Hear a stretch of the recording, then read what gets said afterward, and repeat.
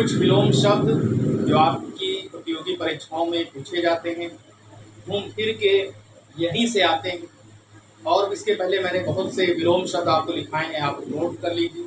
Playlist में जाके आप पार्ट 1, 2, 3 देख लीजिए। और आगे भी कुछ और शब्द मैं लिखाऊंगा, है तो हजारों शब्द, लेकिन कम से कम 200-300 शब्द को आप याद ही कर लीजिए।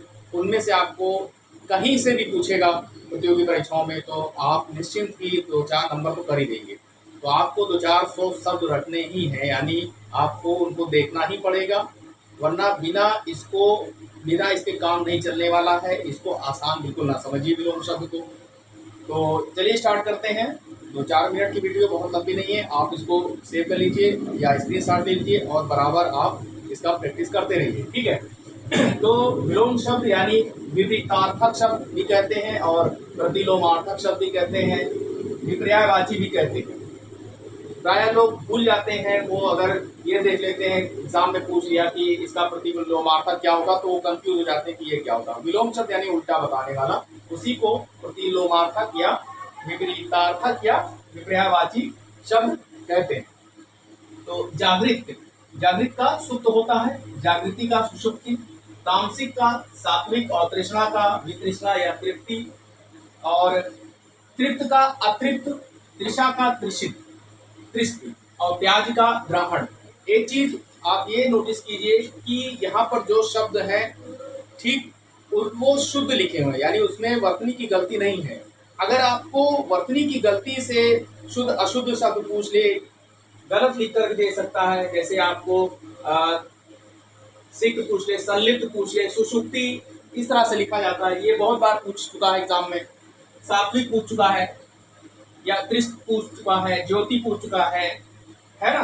उपात्यका, व्यष्टि, सौमनस्य, ऐसे शब्द आपको वर्तनी की गलती में दे देता है और पूछता है इनमें से या तो आधा ना कर देगा या एक ना, या सा का जो है वो मूर्धा सा कर देगा, या फिर जो है कोई ऐसा शब्द डाल देगा जो उसे मिलता जुलता हो, आपसे त्रुटि हो जाएगी।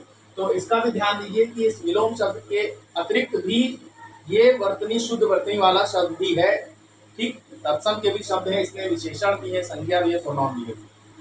तो त्याज का ग्रहण और तटस्थ का सापेक्ष होता है, तिमिर का ज्योति या आलोक दोनों होता है। दीर्घ का ह्रस्व, दीर्घ माने बड़ा, ह्रस्व माने छोटा, सूक्ष्म या लघु भी होता है। दैहिक का ऐहिक, धृष्ट का नम्र, नीरस का सरस। यद्यपि का तथापि या तदापि, राम का रावण होगा।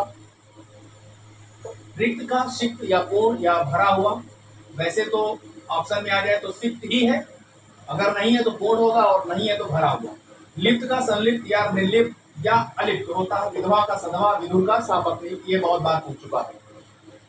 वैमनस्य का सौमनस्य या मैत्री होता है। व्यष्टि का समष्टि, वृष्टि का अनावृष्टि, विज्ञ का अज्ञ या अविज्ञ होता है। उपत्यका का अधित्यका, उपत्यका यानी पर्वत के नीचे का भाग, पठारी भाग। ये मान लीजिए ये पर्वत है, तो ये जो हिस्सा इसका है ये नीचे का भाग, उसी को कहते हैं उपत्यका, यानी पर्वत के निचले हिस्से का पठारी भाग। और उसी का अधित्यका हो जाएगा, यानी पर्वत के ये वाला भाग, ऊंचाई का, पर्वत की चोटी, ठीक है। तो उपत्यका का, अधित्यका, प्रचुर का अप्रचुर या अत्यल्प या अल्प या ईशत, ये चारों होते हैं। इसको मैं हट जा रहा हूँ, स्क्रीनशॉट ले लें और बराबर इसका आप अध्ययन करते रहें। आपको यहाँ से कोई भी शब्द पूछ सकता है किसी भी प्रतियोगी परीक्षाओं में, यदि आप कंपटीशन की तैयारी कर रहे हैं।